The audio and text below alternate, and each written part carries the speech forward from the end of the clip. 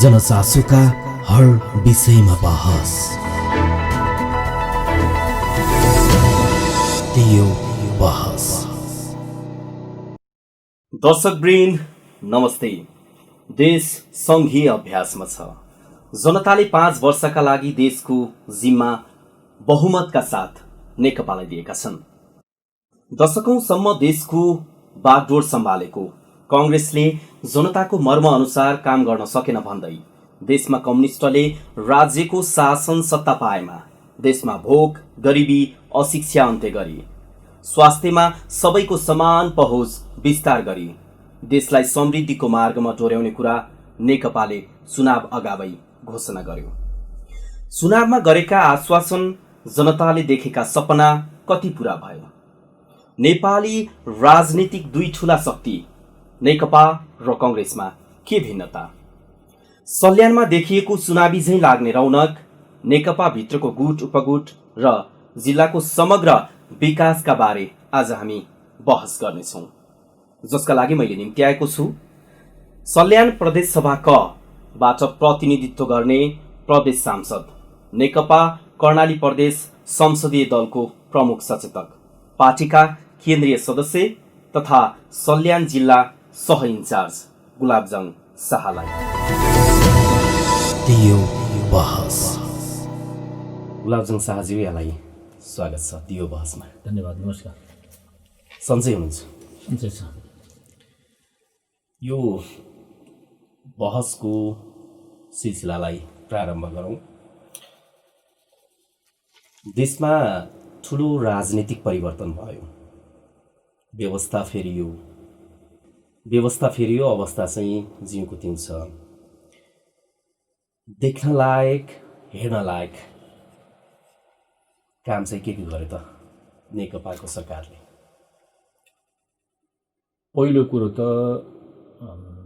नेपाली जनतालाई आशा देखाउने कुरा छ, आशा जगाउने कुरा छ। यहाँले हेर्नुभयो भनेपछि राजनीतिक रूपमा नेपालको राजनीतिलाई हेर्नुभयो भने विगत लामो समयदेखि नेपालको राजनीति अस्थिर ढङ्गले अगाडि बढ्दै थियो। हुन त अलि नेपालको अलि पहिलाको इतिहासलाई हेर्नुभयो भने जाने राणा शासन 104 वर्ष चल्यो। त्यसपछिको अवस्थालाई हेर्नुभयो भनेपछि 7 सालदेखि 17 सालसम्मको स्थिति अस्थिर ढङ्गले हामीले व्यतीत गऱ्यौँ। 17 सालदेखि 46 सालसम्म हामीले चाहिँ अलि स्थिर भएको जस्तो देखियो, तर त्यसमा राजनीतिक स्वतन्त्रता थिएन। अहिले पछिल्लो पटक यो 46 पछि 62-63सम्म आउँदा र 62-63 यहाँसम्म आइपुग्दा मलाई के लाग्छ भन्दा मुलुकमा एउटा थितिको विकास गरियो। यहाँलाई थाहा छ 2006 सालमा कम्युनिस्ट पार्टी स्थापना भइसकेपछि राजनीतिक परिवर्तनका साथ, उद्देश्यका साथ स्थापना भएको पार्टीले संविधान सभाको माध्यमद्वारा संविधान लेखिनुपर्छ। त्यो भनेको आम जनता सहभागी भएर आफ्नो ओनरसिप लिने गरी एउटा आन्दोलन सुरु भएको थियो। 62-63 को आन्दोलनपछि तपाईँको चाहिँ 72 असोज 3 गते संविधान सभाद्वारा संविधान जारी गरियो। त्यो संविधान सभाद्वारा जारी गरेको संविधानले मुलुकमा सङ्घीय लोकतान्त्रिक गणतन्त्र स्थापना गरियो। भनेको मतलब यहाँले भनेको प्रश्नमा के चाहिँ गर्नुभयो भनेको एउटा मुलुकमा राजनीतिक स्थिरता कायम गरियो। अब मुलुक सङ्घीय लोकतान्त्रिक गणतन्त्रमा मुलुकलाई हिँडाइयो। अब मुलुकले चाहिँ राजनीतिक स्थिरता अगाडि बढ्यो भनेर मुलुकमा दुई ठुला पार्टीहरू 70 वर्षसम्म हामी फरक ढङ्गले आरो अवरोहका साथ हामी चाहिँ जुत्दै फिर्दै अगाडि आएका पार्टीहरूलाई चाहिँ हामीले एकताबद्ध ढङ्गले चाहिँ 75 साल जेठ 3 गते नेकपा माओवादी केन्द्र र नेकपा एमालेको बिचमा एकता गरियो। त्योभन्दा पहिला 74 सालको प्रदेश स्थानीय तहको निर्वाचनमा चाहिँ हामीले मोर्चागत ढङ्गले सहभागी भएर निर्वाचन परिणामको रिजल्ट हामीले बाहिर ल्यायौँ र 75 जेठ 3 गते हामीले पार्टी एकता गऱ्यौँ। भनेको मतलब पहिलो कुरो अब मुलुकमा स्थिरता हुन्छ, अब सुशासन कायम हुन्छ अब सिंहदरबार तपाईँको चाहिँ संहिताको मोडलमा गई गाउँ गाउँबाट तपाईँको चाहिँ हामीले चाहिँ जनतालाई सुशासन कायम गर्छौँ भन्ने ढङ्गले एउटा विश्वास जागृत गरियो नेपाली जनतामा, नम्बर 1। नम्बर 2, विकास भन्ने कुरा रातारात परिवर्तन हुन सक्दैन। तपाईँले एउटा सानो उदाहरण दिएँ मैले, यो अहिले सङ्घीय सरकारले अब नेपालमा रेल ल्याउनुपर्छ, पूर्व पश्चिम रेल मार्गको कुरा छ, अब रेल सञ्चालन गर्नुपर्छ, रेल ल्याउनुपर्छ, पानी जहाज चलाउनुपर्छ, विकासको गतिलाई तीव्र ढङ्गले परिवर्तन गर्नुपर्छ भन्दै गर्दा यहाँ केही मान्छेहरूले अब कागजको रेल ल्याएर पनि देखाएको थिए, पानी जहाज तपाईँ कागजको पानी जहाज पनि गरेर देखा। भनाइ मतलब के भन्दाखेरि पहिलो कुरो तपाईँले भनेको प्रश्नमा चाहिँ नेपाली जनतालाई विश्वास अब विकास हुन्छ भन्ने कुराको पहिलो कुरो विश्वास आर्जन गरिरहेको छ। दोस्रो कुरो अब मुलुकमा हिजो जस्तो द्वन्द्व जस्तो अस्थिरता हुँदैन, अब स्थिरता हुन्छ, मुलुकमा शान्ति सुव्यवस्था कायम हुन्छ, अमन चयन कायम हुन्छ भन्ने कुराको विश्वास आर्जन गराइएको छ। बिस्तारै अब अहिले हेर्नुभयो भनेपछि करिब 753 स्थानीय तह छन्, 7वटा प्रदेश छन्, एउटा सङ्घीय सरकार छ। अब हामीले पावर विकेन्द्रित गरिरहेछ। शक्ति पृथकीकरण सिद्धान्त अनुसार चाहिँ स्थानीय तहबाट धेरै कुराको जनताले नजिकबाट, चाहे त्यो पूर्वाधारको क्षेत्रमा होस्, चाहे तपाईँको चाहिँ आधारभूत आवश्यकताको विषयमा होस्, यो शिक्षा स्वास्थ्यको कुरामा गर्ने भनेपछि मलाई के लाग्छ त भन्दाखेरि विश्वास आर्जन गर्दै विकासको गतिमा समृद्ध र सुशासित गर्दै अगाडि बढ्ने वातावरण सिर्जना गरिरहेको छ भन्ने कुरा नै हो पहिलो कुरा चाहिँ। त्यसो भए अहिले एउटा स्थिर खालको राजनीतिक माहौल बनेको छ। उसो भए बताइदिनुहोस्, जनताको अवस्था फेरि न हिजो जस्तो रोग भोग, गरिबी, अशिक्षा र स्वास्थ्यको पहुँचबाट वञ्चित हुनुपर्ने अवस्थाको अन्त्य हुन अझै कति वर्ष लाग्ला? यसलाई एउटा कुरा भनौँ, 2074 साल मङ्सिर महिनामा हो क्या, सङ्घीय संसदको र प्रदेश संसदको निर्वाचन भएको। मैले भने फेरि यहाँले भने जस्तै शिक्षाको क्षेत्रमा, स्वास्थ्यको क्षेत्रमा मानिलिनुहोस् सल्यान जिल्लामा एउटा जिल्ला अस्पताल छ। अहिले हामी सङ्घीय सरकारले सल्यान जिल्लाका 10वटा पालिका छन्, 10वटा पालिकामा प्रत्येक पालिकामा 1500 को अस्पताल बनाउने लक्ष्य लिएको छ। उदाहरणस्वरूप सल्यान जिल्लाका सिद्धकुमा गाउँपालिका, कुमाक गाउँपालिका, धर्मा गाउँपालिका, बनगाड कुपिना नगरपालिका, तपाईँको कालीमाटी गाउँपालिका, कपुरकोट गाउँपालिकामा यही सालमा सरकारले 1500 को अस्पताल निर्माण गर्ने भयो। 1500 को अस्पताल निर्माण यस सालबाट सुरुवात हुन्छ र त्यहाँ कम्तीमा पनि एउटा न्यूनतम रूपमा एमबिबिएस तहको डाक्टर साहब बस्नुहुन्छ, त्यही ढङ्गले स्टाफको म्यानेजमेन्ट हुन्छ।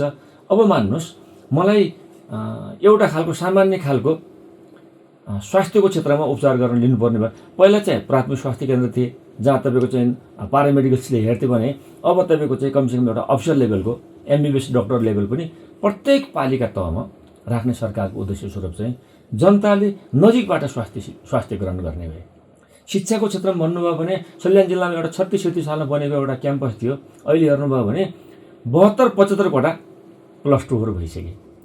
थुप्रै त्यस्ता क्याम्पसहरू ठाउँ ठाउँमा स्थापना भनाइ गर्दा के छ भन्दा शिक्षाको क्षेत्रबाट पनि हामीले नजिकबाट ग्रहण गर्दैछौँ। हिजो यहाँका युवा विद्यार्थीहरू नेपालगञ्ज काठमाडौँ गएर पढ्नुपर्ने स्थिति थियो, अब यहीँ गाउँ गाउँमा क्याम्पसहरू स्थापना हुँदैछन्। 12सम्मको कक्षा 9 देखि 12सम्मको कक्षा त स्थानीय पालिकामै तपाईँको सरकारले हस्तान्तरण गरिसक्यो। अब त्यो पालिकामा सिलेबस कस्तो बनाउने, कोर्स कस्तो बनाउने, कोर्स अफ स्टडी कस्तो बनाउने, कस्तो खालको शिक्षा प्रदान गर्ने, प्राविधिक शिक्षा प्रदान गर्ने कि तपाईँको चाहिँ नर्मल, अब त्यो त पनि सरकारले चाहिँ शिक्षाको क्षेत्रमा पनि व्यापक परिवर्तन गरिरहेछ। हामीले रुटबाटै हामीले शिक्षा प्राप्त गर्ने स्थिति छ। स्वास्थ्यको क्षेत्रमा पनि हामीले चाहिँ तलबाटै हामीले चाहिँ प्रत्येक पालिकामा हामीले चाहिँ एउटा एमबिबिएस तहको डक्टरको हामीले सेवा प्राप्त गर्ने कुरा छ। होला भोलि त्यसमा चाहिँ तपाईँको चाहिँ अपरेसनको क्षेत्रमा अलिक ठुला मेजर अपरेसनको सवालमा अलिक बिस्तारै होला। भनाइ गर्दा के बुझ्नु पऱ्यो भन्दा स्वास्थ्यलाई पनि नजिकबाट ग्रहण गर्न सकिने वातावरण बन्दैछ। शिक्षा हरेक स्थानीय तहमा 9 देखि 12सम्म चाहिँ हस्तान्तरणै भइसक्यो, त्यहाँ नै तपाईँको सुरुवात हुने भइसक्यो। अब भन्नुहोस् शिक्षा स्वास्थ्य तमाम सवालमा भोलि कानीफानीको क्षेत्रमा हेर्नुभयो भनेपछि, भोलि पूर्वाधारका क्षेत्रमा हेर्नुभयो भनेपछि अब जनताले नजिकबाट अनुभूति गरिरहनु भएको छ र गर्दै हुनुहुन्छ। जस्तो एउटा चुनावी माहौलमा 76 चुनावको पेरिफेरीमा नेकपाले चाहिँ कङ्ग्रेसले दशकौँसम्म देशमा केही गर्न सकेन। हामीलाई जनताले विश्वास गर्न सक्ने हो भने र गरेर सरकारमा पुर्यायो भने हामी कङ्ग्रेसभन्दा राम्रो काम गरेर देखाउँछौँ भन्नुभयो धेरै नेताहरूले। कङ्ग्रेसभन्दा राम्रो काम चाहिँ के गर्यो त नेकपाले? अहिले तपाईँले धेरै कुरा म धेरै पर बहस गर्ने पक्षमा छैन। मैले अघि नै भने राणाकालीन पञ्चायती व्यवस्था बहुदलकाल 62-63 को आन्दोलनलाई तुलना गरेर हेर्नुहोस्। अब मैले भन्दैन 46 पछि नेपालमा विकासको गतिले तीव्रता पाएको कुरा र 62-63 पछि अब यो 10 वर्षको पिरियडमा तपाईँको 72 पछि भन्नुहोस् न, संविधान जारी भइसकेपछि 72 पछि नेकपाका सरकारले गरेका कुराहरूलाई तुलनात्मक ढङ्गले हेर्नुभयो भनेपछि मैले यो काम गरियो, यो काम गरेन, यो काम काङ्ग्रेसले गरेन, यो काम हामीले गऱ्यौँ भनेर भन्नै परेन। विकासको मोडेललाई पनि हेर्नुभयो। तपाईँले एउटा सानो उदाहरण दिदिउँ मैले। 46 पछि 51 सालमा तपाईँहरूलाई थाहा छ, त्यसबेला तत्कालीन नेकपा एमालेको सरकारले आफ्नो गाउँ आफै बनाऊ भनेर प्रत्येक गाविसमा, त्यसबेला गाविस थियो, 3 लाख रुपियाँको व्यवस्थापन गरियो। केन्द्रीय सरकारले 3 लाख रुपियाँको व्यवस्थापन गरेर आफ्नो गाउँ आफै बनाऊ नाममा हामीले प्रत्येक गाविसमा 3-3 लाख रुपियाँको व्यवस्थापन गर्यो सङ्घीय सरकारले, त्यसबेलाको सरकार, केन्द्रीय सरकारले। त्यसबेला कङ्ग्रेसको कुरा के थियो भन्दाखेरि यो नेकपा एमालेको सरकारले बजेटलाई विकेन्द्रित गर्यो, छरपष्ट ढङ्गले बजेट लग्यो भनेर ठुलो आलोचना भयो। 51 भन्दा पहिला 46 देखि 20 को बिचमा पिरियडमा बनेको काङ्ग्रेस सरकारले पञ्चायत कालमा बनेका राष्ट्रिय महत्त्वका, चाहे त्यो जनकपुर चुरोट कारखाना भन्नुहोस्, चाहे उदयपुर सिमेन्ट कारखाना अथवा तपाईँको चाहिँ हेरौडा सिमेन्ट कारखाना भन्नुहोस्, या तमाम तपाईँ छालाजुत्ता कारखाना भन्नुहोस्, बाँसबारी छालाजुत्ता कारखाना भन्नुहोस्, तमाम खालका संस्थाहरू लिक्विडेसनमा लगाएको थियो। 51 पछि नेकपा एमाले सरकार बन्यो, 3-3 लाख रुपियाँको व्यवस्थापन तपाईँ हरेक गाविसलाई गरियो। त्यसबेला हेर्नुभयो भनेपछि पूर्वाधारको क्षेत्रमा खास गरी जनतालाई नजिकबाट यातायातको क्षेत्रमा जोड्नुपर्छ भन्ने कुराको सुरुवात रेखाङ्कन गरियो। 51 सालमा 3 लाख रुपियाँ व्यवस्थापन गरेर हिँडेको सरकार अहिले सङ्घीय लोकतान्त्रिक गणतन्त्र हेर्नु भने आज एउटा पालिकामा न्यूनतममा 25-30 करोड रुपियाँ हामीले तलसम्म वितरण गर्ने अथवा तल विकासका मोडललाई जगबाट उठाएर ल्याउने सिस्टमको विकास गरेर भन्नु खोजेको कुरा के भन्दाखेरि शक्ति पृथकीकरण सिद्धान्तलाई जोड्नुभयो भने हेर्नुहोस् है, मैले अब जोड्दैछु। शक्ति पृथकीकरण सिद्धान्तलाई हेर्नुभयो भने 51 सालमा नेकपा एमाले, तत्कालीन नेकपा एमाले सरकारले गाउँबाट जनतालाई जोड्नुपर्छ विकासमा भन्ने कुरा र अहिले शक्ति पृथकीकरण सिद्धान्त पावर विकेन्द्रित गर्ने कुरा, सिंहदरबार हामीले गाउँमा ल्याउने भन्ने कुरालाई आखिर जनतालाई त तलबाट जोड्नु पर्दो रहेछ त। आज हेर्नुभयो भनेपछि हरेक 753 पालिकाले तलै शिक्षा हामीले तल 9-12 ल्याइसक्यौँ, खानेपानी कुरा तलैबाट समाधान हुन्छ, सिँचाइ सानसाना कुराहरू तलैबाट समाधान हुन्छन्, ठुला ठुला मेगा प्रोजेक्टहरू सङ्घीय सरकारले गरेर। नत्र भने त हेर्नुभयो भनेपछि हामी करिब 100 मुरी हुने खेत छ भनेपछि तलैबाट हामीले चाहिँ सिँचाइको व्यवस्थापन गरे। तमाम सिँचाइका कुराहरू अहिले गाउँ गाउँमा सिँचाइका कुराहरू प्रत्येक साल बनेका छन्। सल्यानमा हेर्नुभयो भने प्रदेश तहको निर्वाचन भएको करिब 74 साल मुक्सिल महिनादेखि आसन हेर्नुभयो भने चाहे निर्वाचन क्षेत्रमा 1 मा भन्नुहोस् चाहे 2 मा भन्नुहोस्, सिँचाइमा तमाम त्यस्ता खालका हामीले कुलाहरू निर्माण गरेका छौँ। खानेपानीमा थोरै हामीले चाहिँ 150 घर कुरियालाई पनि हामीले सम्बोधन गर्ने गरी खानेपानीको व्यवस्थापन गरेका छौँ। बिजुली हेर्नुभयो भनेपछि अहिलेसम्मको इतिहासमा सल्यानमा गत वर्ष सङ्घीय सरकारबाट 28-27 करोड रुपियाँ रकम विनियोजित भयो। अब 2 वर्षभित्र सबै सल्यान जिल्लामा विद्युत पुरा हुन्छ। हामीले बाटो कुरा गर्नुभयो भने चाहिँ कुन ठाउँमा कहाँ जानलाई बाटोको एक्सेस छैन। कुनै बेला सल्यान जिल्ला यस्तो थियो कि सल्यानी जनताले बाटो माग गर्दा त्यो बाटोमा गुडेको बसको पैसा कसरी तिर्नुहुन्छ भन्ने पनि प्रश्न उठ्थ्यो। अब हेर्नुहोस्, अब विकासको कुरा गर्नुभयो भनेपछि आज प्रत्येकको घरमा सुन्तलाको बोटो छ, सुन्तला बिक्री भएको छ। प्रत्येकको घरमा कुखुरा पालिएको छ, कुखुरा बिक्री गरेको छ। अमिलो बिक्री भएको छ, काँक्रो बिक्री भएको छ, तमाम मान्छे खसी बाख्रा बोकाहरू बिक्री भएका छ। भनाइको अर्थ हरेक मान्छेको आय स्तरै वृद्धि भएको छ। हामीले एउटा मनस्थितिमै परिवर्तन गरिदियौँ। दोस्रो कुरा, विकासको मोडलमा पनि आज सल्यानी कहाँ गरिब छन्, को गरिब छ, आज यसको स्तर वृद्धिमा कहाँ कमी भएको छ भनेपछि तुलनात्मक रूपमा हेर्नुभयो भने शिक्षा, स्वास्थ्य, खानेपानी तमाम सवालमा हामीले कङ्ग्रेसभन्दा तुलनात्मक रूपमा हामीले विकास गरिरहेका छौँ, त्यो जनताले अनुभूति गरिरहेका छन् कि 51 सालमा हामीले गरेको व्यवस्थापनलाई काङ्ग्रेसले ठुलो आलोचना गरेका थियो। आज त्यही 51 सालको कुरा लागू भएर तल चाहिँ शक्ति पृथ्वीको सिद्धान्तमा सङ्घीय लोकतान्त्रिक गणतन्त्र हुँदै आज हामी जनतालाई सबैलाई एकीकृत गर्दै आफ्नो ओनरसिप लिने गरी आफ्नो बोध हुने गरी हामीले विकासको मोडल पनि सामेल गरिरहेका छौँ। हेर्नुभयो भने रूपान्तरण परिवर्तन तपाईँकै घर नजिक छ। आज प्रत्येक ठाउँमा बाटाघाटाको विकास भएको छ, बिजुली पुगेको छ, खानेपानी पुगेको छ, सिँचाइ पुगेको छ। यो विकास होइन, परिवर्तन होइन, रूपान्तरण होइन। शिक्षाको क्षेत्रमा हेर्नुभयो भने यस्तै छ स्वास्थ्यको क्षेत्रमा मैले भनिसकेँ, प्रत्येक पालिकामा 1500 अस्पतालको व्यवस्था यही सङ्घीय सरकारले घोषणा गरेका छ। सल्यान जिल्लामा यस साल 6वटा हुन्छन्, अरू साल 4वटा हुन्छन्। यहाँले भने जस्तै सिंहदरबार अहिले गाउँ गाउँमा आएको छ भन्ने छ। धेरै जनताहरूले सिंहदरबारको भ्रष्टाचार पनि गाउँ गाउँमा आयो। भ्रष्टाचार, व्यथिति, अनियमितता त उस्तै छ। तपाईँ भन्ने कुरालाई वास्तवमा गम्भीर बनाउँछ मलाई। हामीले चाहिँ उपभोक्ता समितिको कन्सेप्ट ल्यायौँ। उपभोक्ता भनेको के हो भन्नुहुन्छ भन्दाखेरि, मानिलिनुहोस् सानो उदाहरण दिउँ, तपाईँको एउटा चाहिँ गाउँमा एउटा वडामा सिँचाइ कुलो बनाउनु पर्ने भयो। त्यो सिँचाइ कुलो बनाउँदै गर्दा निश्चित रूपमा त्यहाँका उपभोक्ताहरू सामेल भएर आफ्नो कुलो आफै बनाऊ, राम्रो बनाऊ। सरकारको लागतमा के रकम अनुदान रूपमा आउँछ, के रकम हामी जनसाधारणद्वारा सहभागी भएर हामीले चाहिँ त्यो कुलोलाई राम्रो बनाऊ भन्ने उपभोक्ता समितिको कन्सेप्ट थियो नि। तर यसलाई दुरुपयोग गरिएको छ। तपाईँका बिचमा भन्न चाहन्छु, यदि गाउँमा भ्रष्टाचारले तीव्रता पायो भनेपछि, यदि मुलुक भोलि नटिक्ने अवस्था आयो भनेपछि यही भ्रष्टाचारले समस्या बनाउँछ। यो कुरा तपाईँहरूको मिडियालाई भन्न चाहन्छु कि गाउँमा कहीँ कतै त्यस्तो कुरा छ भनेपछि कृपया तपाईँहरूले उठाइदिनुहोस्। अहिले प्रदेशका हामी मान्य सदस्यहरू पनि प्रत्यक्ष रूपमा विकासमा हामी जोड दिएका छौँ। निर्वाचन क्षेत्र विकास पूर्वाधार कार्यक्रम गरेका छौँ हामीले। त्यो कार्यक्रममा कहीँ कतै पनि त्यस्तो जोडिरहेछ भने तपाईँहरू उठाइदिनुहोस् कुराहरू। भ्रष्टाचार मात्रै भनेर भएन। भ्रष्टाचार कहाँ छ, कसरी हुन्छ भन्ने कुरा पनि सञ्चार माध्यमले उठाउनु पर्यो।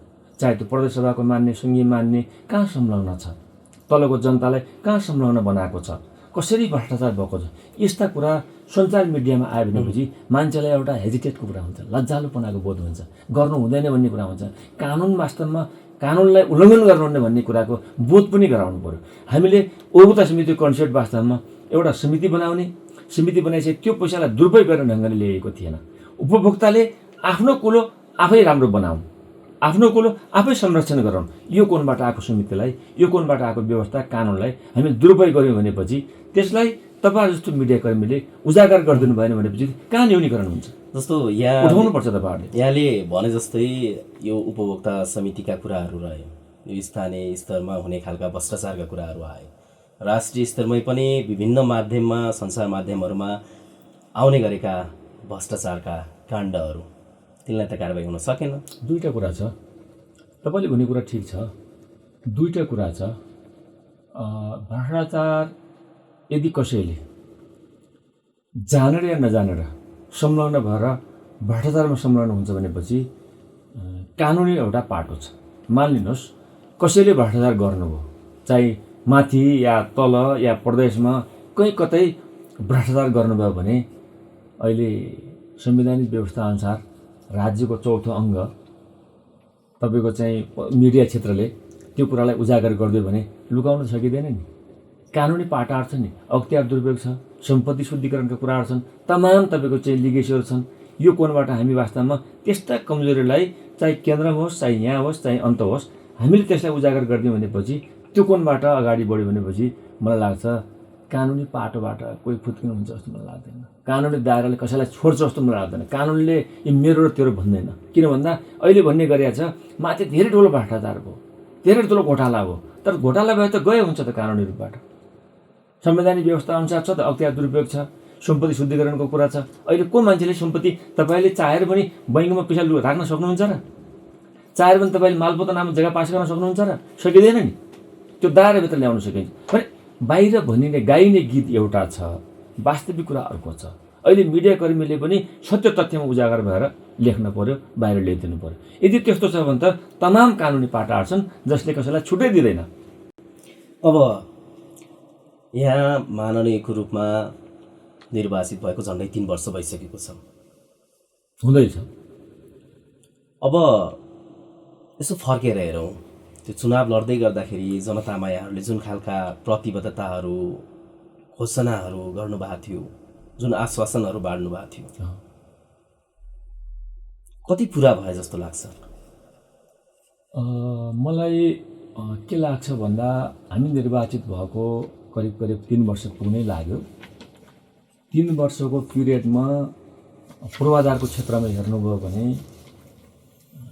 मैले आफ्नो निर्वाचन क्षेत्रमा मात्रै केन्द्रित गरेर नबोल्दै गर्दा अथवा बोल्दै गर्दा पनि विगतभन्दा सडकको क्षेत्रमा, चाहे तपाईँको चाहिँ नामै लिनुपर्दा हाम्रो निर्वाचन क्षेत्रमा ढोडचोड हुँदै छापडाँडा हुँदै शल्यबजार सुर्खेत जोड्ने प्रदेश महत्त्वको बाटो हामीले चाहिँ जब म निर्वाचित भएँ पहिलोपटक 2 करोड रुपियाँ रकम विनियोजित भयो, दोस्रो पटक 3.5 करोड रुपियाँ रकम विनियोजित भयो, यो साल 5 करोड रकम विनियोजित भएको छ। अब निकट भविष्यमै 1 नम्बर क्षेत्रका जनता ढोडचौर छापडाँडा दह गोगनकटेरा मैदुपोखरी शल्यबजार हुँदै सुर्खेत जोड्ने एकदम फास्ट ट्र्याक अब करिब यही सालै तपाईँको चाहिँ करिब 12-15 करोडको फेरि टेन्डर हुँदैछ। त्यहाँ हेर्नुभयो भने एउटा क्षेत्रमा एउटा बाटोमा करिब हाम्रो कार्यकालभरि त्यसलाई सकभर लाग्छ। अहिले यो साल चाहिँ माथि ढोडचौरदेखि छापडाँडासम्म चाहिँ पक्की नाली ग्राभलिङ हुने कुरा अहिले टेन्डर भई स्वीकृति भइसक्यो। अब सुरु भर्खर असोजको अब दोस्रो हप्तादेखि तेस्रो हप्तादेखि काम सुरु होला। एउटा बाटो त्यस्तै बाटो बाङ्गेलाखुरी हुँदै फारोला हुँदै दार्मा गाउँपालिका सदरमुकाम हुँदै चौडा जोड्ने बाटोमा विगतदेखि नै सुरुवात भइरहेको छ। अर्को बाटो मौला हाल्ने फारोला तपाईँको चाहिँ रुकुमको नुवागाउँ जोड्ने बाटो सुरुवात भएको छ। अर्को बाटो सुइकोटको नेटा मर्म खाब्ले नेटा काला लेक हुँदै तल ढोडचौर जोड्ने बाटो सुरुवात भएको छ। अर्को बाटो तपाईँको चाहिँ आमखोली मैदुपोखरी हुँदै तपाईँको सल्यानको सदरमुकाम जोड्ने बाटो सुरुवात भएको छ। मेरो निर्वाचन क्षेत्रमा तमाम त्यस्ता खरिबोट हुँदै टाटिया हुँदै बाँफुला जाने बाटो, तपाईँको चाहिँ अर्को कुरा तपाईँको चाहिँ खरिबोट हुँदै नावलाचौर हुँदै तपाईँको बाँफुला जोड्ने बाटो, यस्ता तमाम पूर्वाधारको क्षेत्रमा बाटोको रकम विनियोजित भएको छ। स्वास्थ्य शिक्षाको क्षेत्रमा कुरा गर्नुभयो भनेपछि प्रत्येक साल हामीले चाहिँ एउटा चाहिँ कृष्णमामी 50 लाख भवन बनायौँ, औलबेसी बामेमा बनायौँ, मर्मामा बनायौँ। तमाम 5वटा पालिकामा प्रत्येक साल तपाईँको चाहिँ विद्यालय भवनहरू तमाम बनेका छन्। सिँचाइको क्षेत्रमा तमाम सिँचाइहरू बनेका छन्। विद्युतको क्षेत्रमा तमाम पालिकामा हामीले बिस्तारै क्रमबद्ध ढङ्गले हामीले विद्युत लगिरहेका छौँ। भनेको मतलब विगतभन्दा चाहिँ धेरै कुरा चेन्जेस भएको छ, धेरै कुरा परिवर्तन भएको छ। तर विकास भन्ने कुरा मैले अघि नै भने कर्मी ढङ्गले भन्छ एउटा भवन बनाउन 6 महिना लाग्छ। एउटा बाटोको नक्साङ्कन गर्न तपाईँको चाहिँ पहिला फिजिबिलिटी अध्ययन गर्न पर्यो, त्यसलाई डिमार्केसन गर्न पर्यो, ट्र्याक ओपन गर्न पर्यो, स्तर उन्नति गर्न पर्यो, अनि कालोपत्री गर्नु पर्यो, वर्षौँ लाग्छ विकास भनेको। तर विगतभन्दा पूर्वाधारको क्षेत्रमा, शिक्षाको क्षेत्रमा, स्वास्थ्यको क्षेत्रमा अहिले मैले भन्न चाहन्छु, तपाईँलाई भनिहालेँ, हाम्रो अनुरोधमा सङ्घीय सरकारबाट मेरो निर्वाचन क्षेत्रमा पुरै कम्प्लिट हुने भयो। साथ बनघाट, कुमाक, दार्मा र सिद्धकुमाकमा 4का 4 तपाईँको चाहिँ 15 अस्पताल बन्ने भयो। हरेक क्षेत्रमा विगतभन्दा धेरै कुरा चेन्जेस भएको छ र मान्छे पनि परिवर्तन भएको छ। विकास नजिकबाट अनुभूति गर्न सकिएको छ। प्रत्येक पालिकाले त्यसको सेवा दिइरहनु भएको छ। त्यो कुरा मान्छेमा अब विकासले गति लिन्छ है। अबको 10 वर्षपछि नेपालको स्तर धेरै वृद्धि हुन्छ, नेपालको आयस्रोत धेरै माथि उठ्छ। अहिले हेर्नुभयो भने आजभन्दा 50 वर्ष पहिला मान्छेको आयु कति थियो? आज 72 वर्ष पुगिसक्यो। पहिला 50 वर्ष भएको आयु आज 72 वर्ष पुगिसक्यो। त्यो के हो त? खानपान, उठ बस, चेतनाको दृष्टिकोणले पनि यो कुराको विकास भएको हुनाले बिस्तारै मेरो विचारमा मेरो निर्वाचन क्षेत्रमा पनि धेरै कुराको विकास भएको छ। विगतभन्दा अहिले 50 करोड प्रत्येक साल रकम विनियोजित भएर आएको छ। मलाई लाग्छ त्यो सही सदुपयोग भएको छ। कोही कतै त्यस्तो भएको छ भने कृपया तपाईँले उठाइदिन अनुरोध गर्न चाहन्छु। यो मिडियामा भन्न चाहन्छु कि सरकारी रकम जनताले आफ्नो छाक काटेर तिरोबाट आएको विकास कहीँ कतै दुरुपयोग नहोस्। यहाँ अहिले प्रचार गर्ने गरिरहेको छ, उपभोक्ता समिति नामबाट भ्रष्टाचार भएको छ, फलान ठाउँबाट भ्रष्टाचार भएको छ। त्यस्तो कतै भ्रष्टाचार भएको छ भने मैले अहिले फेरि भन्न चाहन्छु, सम्पत्ति शुद्धिकरण, अख्तियार दुरुपयोग छ। कोही कसैलाई पनि कानुनले छुट दिनु हुँदैन र राज्यको सम्पत्ति दुरुपयोग गर्ने छुट कसैलाई छैन र हुनु हुँदैन। जस्तो चुनाव आउनु त अझै धेरै बाँकी छ समय। जिल्लामा त एउटा चुनावी माहौल जस्तो अवस्था छ। यहाँहरू पार्टी प्रवेश, सङ्गठन विस्तार र भेटघाटमा व्यस्त हुनुहुन्छ। चुनाव लागेकै हो त सल्यानमा? होइन, अहिले तपाईँलाई विषय भन्न चाहन्छु, हाम्रो पार्टी नेकपा एकता भएको 75 साल जेठ 3 गते हो। हामी एकीकरणका कामहरू अझै वडा तहसम्म हामीले चाहिँ लग्न सकेका छैनौँ। विभिन्न कारणले कोभिड आयो। अहिले पनि हेर्नुभयो भनेपछि तपाईँले मास्क लाउनु भएको छ, मैले खुल्ला गरिरहेको छु, अथवा मैले लाउने तपाईँले खुल्ला गर्ने, यो अवस्थामा हामी छौँ। दूरी मेन्टेन गर्ने दूरीमा छौँ। यो कोभिड-19 कारण धेरै ठुलो समस्या छ। हामीले चाहिँ एकीकरणको प्रक्रिया तलसम्म हामीले लग्न सकेनौँ। एकीकरणको प्रक्रिया तलसम्म लग्नको लागि पनि हामीले वडा कमिटी, टोल कमिटी, सेल कमिटी बनाउने अभियानमा छौँ। त्यहाँ शपथ ग्रहण कार्यक्रम भइरहेका छन्। त्यहाँ धेरै प्रत्येक सल्यानका 10 तहमध्येमा कुनै न कुनै पालिकामा कुनै न कुनै पार्टी काम भइरहेका छन्। यो देख्दै गर्दा कतै निर्वाचन आएको हो कि भन्ने मान्छेलाई अनुभूति भएको छ। हामी पार्टी काममै छौँ, पार्टी अभियानमै छौँ। चुनाव त 1.5 वर्षपछि, 18-19 महिनापछि स्थानीय तहको निर्वाचन आउला, 2.5 वर्षपछि प्रदेश सङ्घको निर्वाचन आउला। त्यो निर्वाचन आउला भन्दा पनि हामी पार्टी कामलाई सम्पन्नता गर्ने सवालमा छौँ। अहिले पनि तपाईँले भने जस्तै हामीलाई कतै फुर्सद छैन, कहीँ कतै फुर्सद छैन। अहिले तपाईँ कहाँ सहभागी हुने, एकछिनपछि अन्त सहभागी हुने, यो वास्तवमा निर्वाचन आएको जस्तो अनुभूति भएको। हामी एकीकरणको प्रक्रियामा लागेको हुनाले पनि त्यस्तो देखियो। यहाँहरू त एकीकरणको प्रक्रियामा लाग्नुभयो, लाग्दै गर्दा त्यो खालको एउटा व्यस्तता हुने भइ नै हाल्यो। जस्तो कङ्ग्रेस पनि त्यही हिसाबले अगाडि बढिराखेको छ, यहाँहरू पनि त्यही हिसाबले अगाडि बढिरहनु भएको छ।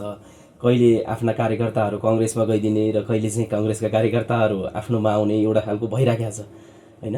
नेकपाभित्रकै साथीहरू कङ्ग्रेसमा गएर यहाँले फेरि फिर्ता बोलाएको भन्ने खालको पनि सञ्चार माध्यममा आएको थियो। भनेपछि यसलाई जनताले चाहिँ चुनावी माहौलकै रूपमा बुझ्न थालेका छ। अब यो चाहिँ तपाईँको विषयमा भन्नुपर्छ, हामी चाहिँ पार्टी एकीकरणको अभियानमा छौँ। नेपाली काङ्ग्रेसको राष्ट्रिय महाधिवेशन 5 वर्षमा एकपटक आउँछ क्यार। नेपाली काङ्ग्रेसको राष्ट्रिय महाधिवेशन 5 वर्षको एकपटक आउने अभियानमा उहाँहरू पनि हुनुहुन्छ। उहाँहरू पनि गाउँ गाउँमा सङ्गठन निर्माण गर्ने तहमै हुनुहुन्छ। फेरि कङ्ग्रेसको कस्तो रहेछ भन्दाखेरि हामी चाहिँ 12 महिना 12 मास भन्छ नि, हामी चाहिँ सङ्गठन अभियानमा लागिरहन्छौँ। कङ्ग्रेसको त्यस्तो हुँदैन। कङ्ग्रेसको 5 वर्षमा एकपटक सदस्यता नवीकरण गर्ने, 5 वर्षमा एकपटक क्रियाशील सदस्यता दिने, यो अभियान कङ्ग्रेसको अहिले छ। हाम्रो पार्टी एकता भएको तल वडा टोलसम्म लैजानुपर्ने अहिले छ। यो दुइटै प्रतिस्पर्धात्मक ढङ्गले देखिएको जस्तो भएको छ। तर यो परिस्थिति जुरेको, कङ्ग्रेसको महाधिवेशन आएको, हाम्रो एकीकरण प्रक्रिया तल गएको हुनाले चाहिँ यस्तो अलिकति निर्वाचन आइगयो कि क्या भन्ने ढङ्गले चाहिँ मौकामा चौका हाने जसरी चाहिँ अब त्यो सङ्गठन विस्तार र पार्टीको काममा हिँड्दै गर्दाखेरि प्रवेश पनि गरौँ भन्ने खालको त्यो त पुरा भइहाल्छ। किन भन्दाखेरि यहाँलाई थाहा छ, स्थानीय तहको निर्वाचन 74 सालको वैशाखको निर्वाचनमा नेकपा माओवादी केन्द्र र नेकपा एमाले फरक फरक निर्वाचन लडेका थियौँ। सल्यान जिल्लाका 10वटा पालिका मध्येमा प्राविधिक कारणले यो शारदा नगरपालिका हामीले नेकपा एमाले गुमाउनु पर्यो। छत्रेश्वरी गाउँपालिका हामी प्राविधिक कारणले गुमाउनु पर्यो। त्रिवेणी गाउँपालिका प्राविधिक कारणले गुमाउनु पर्यो। प्राविधिक भनेको मतलब 10मा चाहिँ हामी 7 नेकपाले जितेका छौँ। अहिले पूर्व माओवादीले 3, नेकपा एमाले 3, हामी 7। 3टामा नेकपा एमाले शारदा, त्रिवेणी र छत्रेश्वरी प्राविधिक कारणले निर्वाचन हराउनु पर्यो, हार्नु पर्यो। त्यो प्राविधिक भनेको आन्तरिक पार्टी व्यवस्थापनमा हामी कहीँ कतै चुकियो क्या, त्यो कारणले हामीले 10का 10 हामी नेकपा हुन्थ्यौँ। अहिले हेर्नुभयो भने चाहिँ सङ्घीय निर्वाचनको मत परिणाम हेर्नुहोस्। प्रदेश तहको निर्वाचनमा मैले 1 नम्बर क्षेत्रमा करिब 19-20 हजार मत मैले ल्याएको छु। तत्कालीन हाम्रो पार्टीको तर्फबाट हामी केही साथीहरू अलिकति विद्रोही जस्तो उठ्नु भएको थियो, 7,500 8,000 मत थिए। अनि कङ्ग्रेसको त 10,000 10,000 मत थियो। जतिसुकै प्रवेश गराए पनि 1/3 मत कङ्ग्रेसका छन् हामी भन्दा।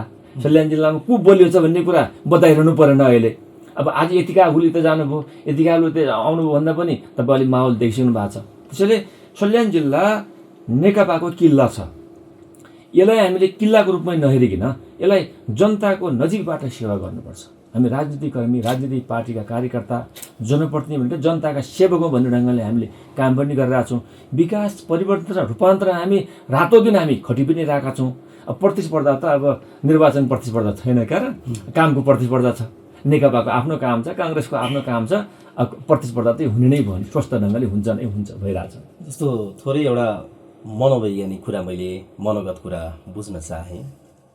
हिजो तत्कालीन एमाले, तत्कालीन माओवादीका नेताहरूबीच नै एउटा खालको टक्राव थियो, टाउको फोराफोरसम्मको अवस्था पनि थियो।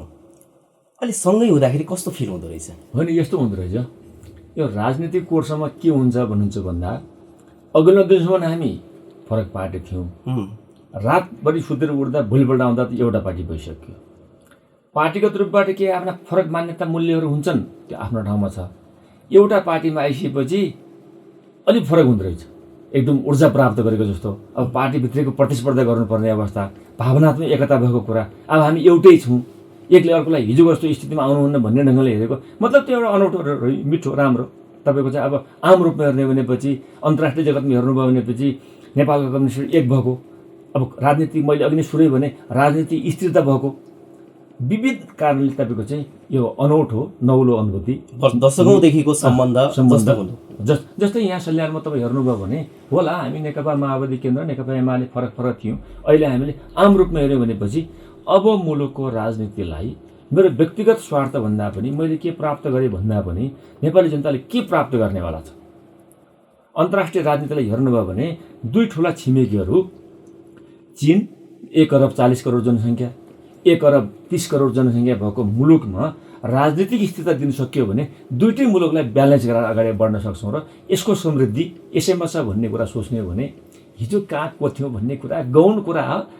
समृद्ध नेपाल, सुखी नेपाली बनाउने अभियानमा लागेका मान्छेहरूलाई अब हामी सबै नेकपा बनाउन चाहन्छौँ। हेर्नुहोस्, कङ्ग्रेसलाई पनि हामी धेरै कङ्ग्रेसका कार्यकर्ता जनता हामी आफ्नो पार्टीमा ल्याएर हिँड्न चाहन्छौँ भने देशको स्वार्थ, राष्ट्रिय अन्तर्राष्ट्रिय परिस्थितिको कारण पनि हामी आफ्ना कुरा गौण कमजोर आम कुरालाई हामी लिएर हिँड्ने भने चाहिँ एकदम राम्रो कुरा छ।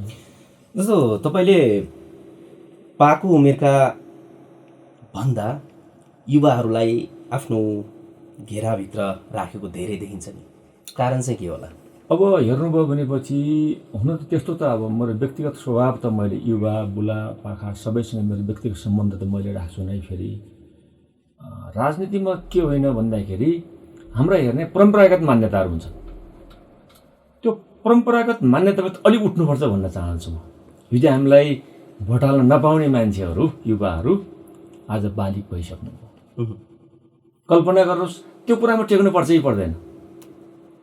हिजो हामीलाई भोट हाल्ने बेला मेरो उमेर पुगेन भन्ने साथी, युवा साथीहरू आज त उम्मेदवार पुगिसक्नुभयो, त्यहाँ भोट हाल्नेमा पुगिसक्नुभयो। यो कोणबाट मान्छेको डाइनामिक माइन्ड बनाउनु पर्छ। किन भन्दा युवा होस् या बुढो होस् या वृद्ध होस्, जोसुकैलाई पनि उसको व्यवहार उमेर अवस्था अनुसार श्रद्धा गर्नुभयो भनेपछि मलाई के लाग्दैन भन्दाखेरि सबैको भावना समेट्न सक्छौँ। म हिजो टिनेजको मान्छे थिएँ, आज यो अवस्थामा छु, भोलि वृद्ध अवस्थामा पुग्नेछु भन्ने कुरा परिकल्पना हामीले गर्ने नगर्ने। यो कोणबाट गइयो भनेपछि त युवा अवस्थाका युवासँग चाहिँ युवाकै कुरा गर्नु पर्यो, उमेर पुगेसँग चाहिँ उमेर पुगेको कुरा गर्नु पर्यो, अलिक वृद्धसँग वृद्ध कुरा गर्नुभयो भनेपछि भावनात्मक ढङ्गले हामी अगाडि बढ्न सक्यौँ भनेपछि त सबैसँग सम्बन्ध राम्रो हुन्छ नि। नेकपा एक भएको छ, सिङ्गो दुईवटा पार्टी मिलेर। यहाँ पनि दुई लाइनको कुरा बाहिर देखिराखेको छ, खास कुरा चाहिँ के हो?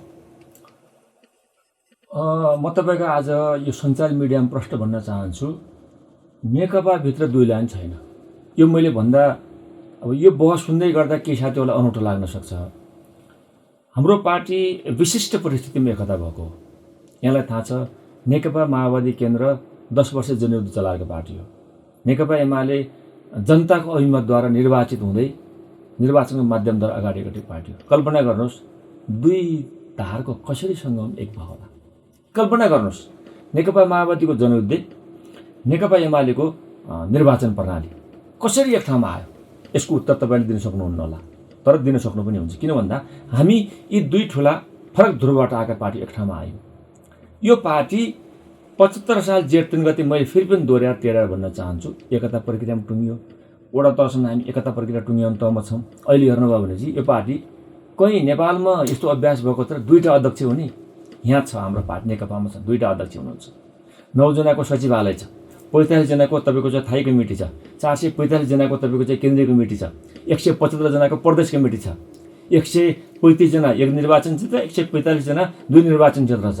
तपाईँको चाहिँ 21 सदस्य नगर कमिटी छ, 75 सदस्य तपाईँको चाहिँ गाउँ कमिटी छ, 29 सदस्य तपाईँको वडा कमिटी छ, 15 सदस्य तपाईँ टोल कमिटी छ, 9 सदस्य तपाईँ सेल कमिटी छ। कल्पना गर्नुहोस्, अब यो पार्टीभित्र लेखिएको छ कि हामीले पार्टी एकीकरणको अभियान तलसम्म लग्दै गर्दा एकताको राष्ट्रिय महाधिवेशन गर्ने भनेका छौँ। कम्युनिस्ट पार्टीभित्र विचारको बहस हुन्छ, विचारमा छलफल हुन्छ, व्यापक ढङ्गले छलफल हुन्छ, निर्णयमा एक ठाउँमा पुगिन्छ। यो हाम्रो पार्टीको विधि विधान हो। दोस्रो कुरा, विशिष्ट परिस्थितिमा पार्टी एक भएको छ। दुईटा हाम्रा अध्यक्ष हुनुहुन्छ, अनि दुईटा अध्यक्षले एजेन्डा ल्याउँदा पनि सचिवालय, स्थायी कमिटी, केन्द्रीय कमिटीमा एजेन्डा ल्याउँदा पनि सल्लाह सहमतिमा गर्ने कुरा भएको छ र महाधिवेशनसम्म पनि एकताको महाधिवेशन गर्ने भन्ने छ। कहाँ छ दुईटा लाइन? कसैले दुईटा लाइनको प्रचार दिन्छ भने चाहिँ त्यो भ्रम हो, त्यो गलत कुरा हो। दुईटा लाइन छैन, हुँदैन, हुँदैन। यहाँहरूको भाषामा दुईवटा लाइन छैन, यहाँहरूले भन्नुहुन्छ, त बाहिर त त्यही सुनिन्छ। मैले अघि नै भने हामी दुईजनाले अन्तर्वार्ता दिँदै गर्दा अलि परबाट कसैले देखेको छ भनेपछि उहाँले आवाज सुन्नुभएको छैन भने उहाँले के बोलेको होला भने आवाज सुन्दैन तर कुरा गरे जस्तो लाग्छ। कल्पना गर्नुहोस्, जब आवाजै सुनिँदैन कुरा गरेको जस्तो लाग्छ भनेपछि त लाइन त तपाईँले भनिदिनु भने प्रचण्ड र केपी बसेर गरेका कुराहरू पनि बाहिर यस्तो कुरा गर्नुभयो अरे, 9 जनाले गरेका निर्णय चाहिँ अरू 10 जनाले यस्तो गर्नुभयो अरे, शून्य। यस्तो कुराको अर्थ राख्दैन। हामीले अहिलेको युग भनेको विज्ञानको युग हो, तथ्यमा आधारित भएर कुरा गर्नुपर्छ। लाइन छैन, लाइन हुँदैन। महाधिवेशनै हामी एकता गर्ने पूर्व माओवादी, पूर्व एमाले भन्ने बित्तिकै सकियो भने पार्टी एकतै हुँदैन नि। अस्ति देख्नु भएन? तपाईँ बिचमा भनिदिन्छु म आज। केपी ओलीको राजीनामा कि अध्यक्षबाट कि प्रधानमन्त्रीबाट उठेको थियो नि। न अध्यक्षबाट राजीनामा दिनुहुन्छ न प्रधानमन्त्री राजीनामा दिनुहुन्छ भनेर हामीले पनि हाम्रो लेभलबाट कुरा भएको थियो। तर यो किन कुरा गरिरहेको थियो भन्दा एकताको महाधिवेशन गर्ने कुरा गरिरहेछ भनेपछि अहिले कहाँ धार लगाउने बेला भएको छ, कहाँ सानो उदाउने बेला भएको छ। सम्झौता नै त्यस्तो छ। महाधिवेशन पनि हामी लाइनको कुरा गर्न पाइँदैन भनेपछि कहाँ प्रधानमन्त्री ओलीले राजीनामा दिने, कहाँ ओलीले तपाईँको अध्यक्षबाट राजीनामा दिने? खै भयो, राजीनामा आयो। 5 वर्ष प्रधानमन्त्री चलाउनुहुन्छ केपी ओलीले। कार्यकारी हाम्रो अध्यक्ष शरद अध्यक्ष कमरेड पुष्पकमल दाहाल प्रचण्ड हुनुहुन्छ। पार्टी मिल्यो नि, ठ्याप्पै भयो नि। अब 9 जनाले त्यही मान्नुहुन्छ, 45ले त्यही मान्नुहुन्छ, हामी 485 त्यही मान्छौँ, 175, 135, 29, 15, 9 सबैले त्यही मान्नुपर्छ। तर त्योभन्दा कसैले फरक कुरा गर्छ भने त्यो नेकपाको कार्यकर्ता हुँदैन। या भित्र लाइन छ भन्ने कुरा गर्छ भने नेकपाको कार्यकर्ता होइन। लाइन विहीन विचारको धारमा तिखारेर अगाडि बढ्ने वातावरण छ। अहिलेको काम भनेको सङ्गठनलाई अब्बलताका साथ तलसम्म लैजाने कुरा छ। लाइन छैन, यहाँ कुनै घटना छैन। जस्तो कुनै घटनाक्रम, कुनै कार्यक्रममा यहाँहरू जुन नेकपाबाट प्रतिनिधित्व गर्ने सांसदहरू हुन्छ, तपाईँहरू सँगै गएको प्राय देखिँदैन। त्यो भएर पनि कुरा उठाउनेहरूले यसरी उठाइदिन्छ। यस्तो होला। अब हेर्नुहोस्, तपाईँलाई मैले अहिले व्यावहारिक कुरा गरौँ। तपाईँ कहाँ अन्तर्वार्ता लिन मैले हिजो हाम्रो प्रतिनिधिलाई, साथीलाई भनियो कि तपाईँ कहाँ यति बजे अन्तर्वार्ता, त्यसपछि यति बजे अनलाइन तपाईँको जुन मिटिङ, यति बजे तपाईँको चाहिँ फलानु कार्यक्रम। हिजो मात्रै हामी सल्यान जिल्लाको कुरा गर्न खोज्नु भएको। तपाईँले साङ्केतिक रूपमा हामी प्रदेश तहका 2टा मान्ने, सङ्घको एउटा मान्नेलाई सङ्केत गर्न खोज्नु भयो भने यहाँ के हुँदैन भन्दा यो सल्यान जिल्लाको इन्चार्ज भनेको टेकबहादुर बस्नेत हो। सल्यान जिल्लाको सहइन्चार्ज भनेको गुलाबजङ शाह हो। हामीले कतिपय कुरा कामका जिम्मेवारी बाँडफाँड गरेका छौँ। टेकबहादुर बस्नेत कहाँ जाने, गुलाबजङ शाह कहाँ जाने, यो बाहेकको कुरा कसैलाई गर्नुभयो भने प्रकाश ज्वाला हुनुहुन्छ, प्रदेशको सहइन्चार्ज हुनुहुन्छ। हामी 3टा त व्यवस्थापन गर्न सकिँदैन त। अहिले त हेर्नुभयो भने हिजो 3टा मात्रै हामी सिद्धकुमार गाउँपालिका वार्ड नम्बर 3 डाँडाकटीमा तपाईँ चाहिँ प्रकाश ज्वाला त्यही हुनुहुन्थ्यो, टेकबहादुर बस्नेत त्यही हुनुहुन्थ्यो, गुलाबजङ शाह त्यही हुनुहुन्थ्यो, तमाम नेताहरू त्यही हुनुहुन्थ्यो। अब अहिले त्यहाँ पार्टी अध्यक्ष सचिव आउनु भएको थियो भने त बोलाउनु भएको थियो, अथवा के भयो त्यो उहाँ अन्त काम होला, आज के होला भने चाहिँ अब उहाँ फरक लाइन भन्नु भएन। कामको व्यवस्थापन गर्दै गर्दा हाम्रा आफ्ना जिम्मेवारी छन्। हामी 3टै नेता जनप्रतिनिधि पनि छौँ, तर खास भूगोलको जिम्मेवारी टेकबहादुर बस्नेतको, गुलाबजङ शाहको हो, प्रकाश ज्वालाको सहइन्चार्ज फेरि पनि भने हामी जिम्मेवारीको कारण पनि एक ठाउँमा आउने वातावरण बन्दैन। अस्ति शारदा नगरपालिका कमिटीमा चाहिँ 3टै एक ठाउँमा थियौँ, हिजो हामी 3टै एक ठाउँमा थियौँ।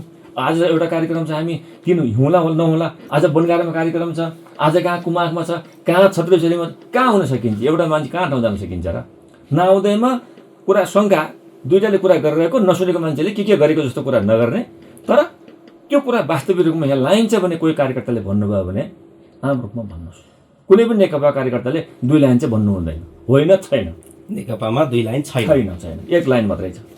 अब हो नेकपा। अब केही प्रश्नहरू छन् सामाजिक सञ्जालमा आएका। धेरैले सडककै कुरा उठाउनु भएको छ। मैले सरस्वती यहाँलाई राखेँ र सिङ्गो जवाफ एकदम।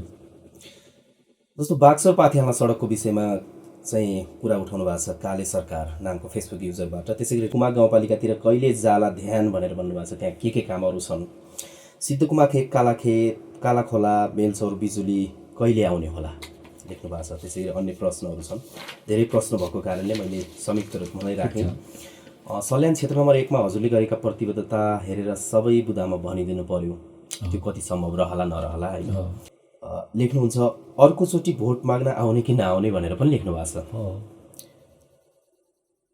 खरिबोट टाटके हुँदै बाँफुखोला जोडिने सडकतिर कहिले ध्यान आकर्षण हुने हो भनेर पारस छेत्रीले यी प्रतिनिधि प्रश्नहरूको जवाफ मागे मैले।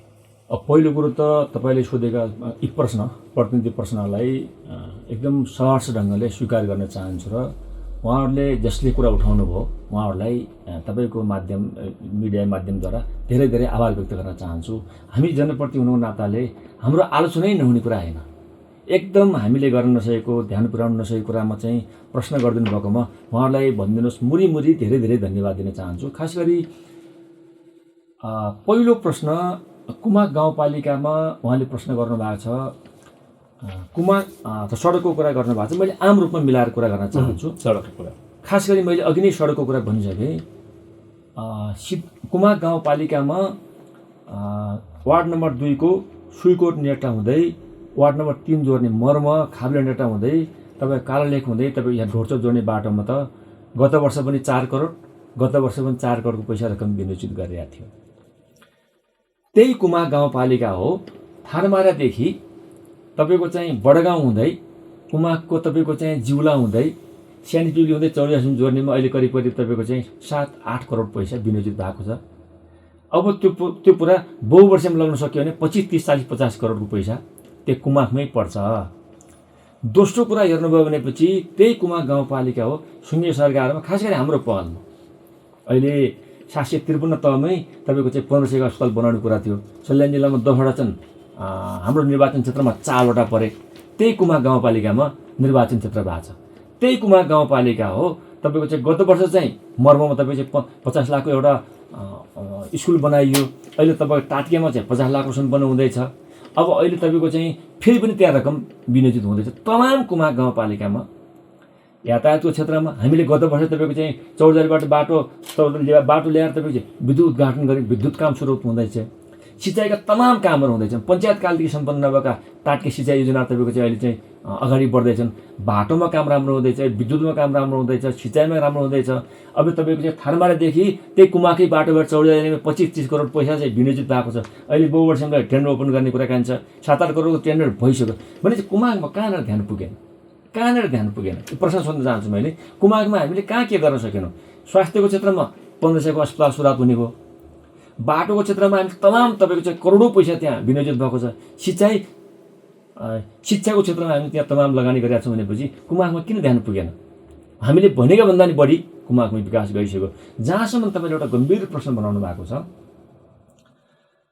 खरिबोट, टाटके, पाथिहाल्ला छुट्टै छ। त्यहाँ पाथिहाल्लामा जोड्नु पऱ्यो। पाथिहाल्ला, बाबुखोला। पाथिहाल्ला भनेको जहाँ सिमाना हो, बाबुखोला तपाईँको चाहिँ यता खरिबोट, टाटके, पाथिहाल्ला, बाँफुखोला हुँदै आज रोल्पा पनि जोड्नुपर्ने बाटो हो। त्यो उता रोल्पा जोड्नुपर्ने, यताबाट तपाईँको चाहिँ खौला जोड्नुपर्ने बाटो हो। त्यो बाटो मलाई हेर्नुहुन्छ भनेपछि मैले अस्ति पनि भर्खरै बाँफुखोला वार्ड नम्बर 11 मा एउटा कार्यक्रम भएको थियो। त्यहाँ गएर मैले भने विकास 2 मोडेलले हुन्छ। एउटा जनताको आफूले खाना बचाएर घाँस काटेको करबाट एउटा विकासको मोडेल अगाडि बढाइन्छ, जो जनताको सबैको आफ्नो चाहिँ प्रतिनिधित्व हुने गरी विकासको कुरा हुन्छ। अर्को हामीलाई सहयोग गर्ने यस्ता वैदेशिक सहायता संस्थाहरू छन्, तिनले लगानी गरिदिनुपर्छ। त्यो बाटो करिब 80-85 करोड रकमको तपाईँको चाहिँ डिपिआर बनेको छ। हाम्रो निर्वाचन क्षेत्रमा भएको हुनाले मैले त्यहीँ गएर पनि भने यो बाटो अब निकट भविष्यमा यो प्रदेश तहको हैसियत पनि पुगेन, स्थानीय तहको हैसियत पनि पुगेन। अब सङ्घीय सरकारमा अनुरोध गरेर शहरी विकास मन्त्रालयबाट तपाईँको यसको रकम विनियोजित गराएर यो बाटोलाई स्तर उन्नति गराउँदै अगाडि बढ्ने हो। जहाँसम्म प्रदेश तहबाट खरिबट हुँदै नाउलाचर हुँदै अगाडि बढ्ने कुरा गत वर्ष पनि 1 करोड थियो, गत वर्ष 40 लाख रुपियाँ थियो। यस्ता सानोतिना 40-50 लाखका 1.5 करोडका बाटो त हामीले विनियोजित गरेकै छौँ। फेरि तर ठुला मेगा प्रोजेक्ट भनौँ मैले, मेगा प्रोजेक्ट त होइन त्यो, तर 80-85 करोडको रकम प्रदेश तहको सरकारले छुट्याउन सक्ने हैसियतमा नभएको कारणले चाहिँ हाम्रो बाटो होइन त्यो, हामीले सक्दैनौँ। मैले त्यही पनि गरेँ भने यो सङ्घीय सरकारलाई अनुरोध गरेर हामीले माथिबाटै हामीले छुट्याउने व्यवस्थापन गर्छौँ। मैले फेरि पनि भन्न चाहन्छु, जोड दिएर भन्न चाहन्छु, अघि नै भने पनि बाटोको क्षेत्रमा, सिँचाइको क्षेत्रमा, खानेपानीको क्षेत्रमा, शिक्षाको क्षेत्रमा, स्वास्थ्यको क्षेत्रमा, तमाम क्षेत्रमा गत वर्षभन्दा 2.5 वर्ष पहिलाभन्दा अहिले सल्यान जिल्ला धेरै गति बदलिसक्यो। हिजो तपाईँको सल्यान जिल्लामा हामीले थोरै 5-7 करोड आउँदा धेरै ठुलो चर्चाको विषय बनाइन्थ्यो। आज करोडौँ करोड सल्यान जिल्ला दुईटै निर्वाचन क्षेत्रमा सङ्घबाट, प्रदेशबाट, स्थानीय पालिकाबाट रकम विनियोजित गरी काम भइरहेको कुरा छर्लङ्गै छ। जहाँसम्म कहाँ अँध्यारो कोठामा बाटो पुर्याउन सकिएन भन्ने कुरामा चाहिँ ध्यान नपुगेको छ भनेपछि नि त्यो आगामी दिनमा पुर्याइन्छ। आम रूपमा हेर्नुभयो भने बाटोको क्षेत्रमा तीव्रतर विकास भएको छ। अहिले हेर्नुभयो भनेपछि बाटोमा धेरै विकास भएको छ। विद्युतमा विकास मैले 2-2.5 वर्षमा सम्पन्न हुन्छ विद्युत। अब सल्यान जिल्ला सबै ठाउँ विद्युत पुग्छ। खानेपानी, सान्त्वना, सिँचाइहरू सबै धेरै विकास हुन्छ र शिक्षाका भवनहरू, स्वास्थ्यका तपाईँको सेवाहरू त्यो तहमा पुग्छन् भन्ने कुरा भन्न चाहन्छु। हामी बहसको अन्त्यमा छौँ। अन्त्यमा आफ्ना कार्यकर्ता, आफ्ना मतदाता र यो बहस हेरिरहनुभएका दर्शकहरूलाई के भन्न चाहनुहुन्छ? खास गरी आज तपाईँले मलाई तपाईँको चाहिँ यो दियो बहस कार्यक्रममा ल्याएर मेरा निर्वाचन क्षेत्रका मतदातासँग जोडिने सुवर्ण अवसर प्रदान गर्नुभएकोमा तपाईँको परिवारलाई, तपाईँहरूलाई धेरै धेरै धन्यवाद दिन चाहन्छु। खास गरी दोस्रो कुरा, निर्वाचन क्षेत्रमा विगत 2.5 वर्षदेखि निर्वाचित भएर आइसकेपछि मैले फेरि भन्न चाहन्छु, पूर्वाधारको क्षेत्रमा हरेक क्षेत्रमा हामीले चाहिँ बढोत्तरी ढङ्गले काम गरिरहेका छौँ। अझै पनि हामी काम गर्न चाहन्छौँ। अझै पनि त्योभन्दा अझ पर गएर नेकपा एमाले, नेकपा माओवादी केन्द्रको एकता प्रक्रियामा सबै कार्यकर्ता सामेल भएर अनुशासित इमान्दार भएर आफ्नो कार्यक्रम लाग्न अनुरोध गर्न चाहन्छु। विगतभन्दा अहिले धेरै काम गरेका छौँ, अझै धेरै काम गर्न चाहन्छौँ।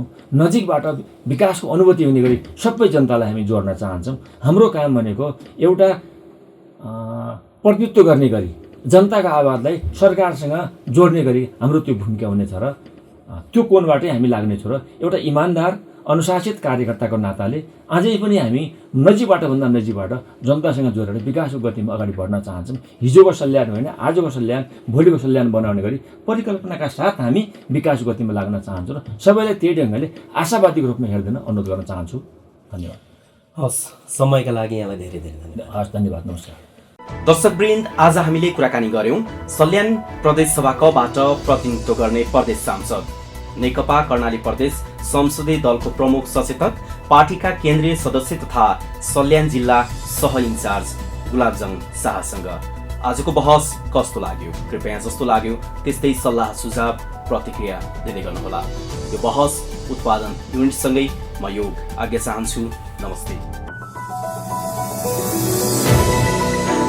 जनचासोका हर विषयमा बहस, दियो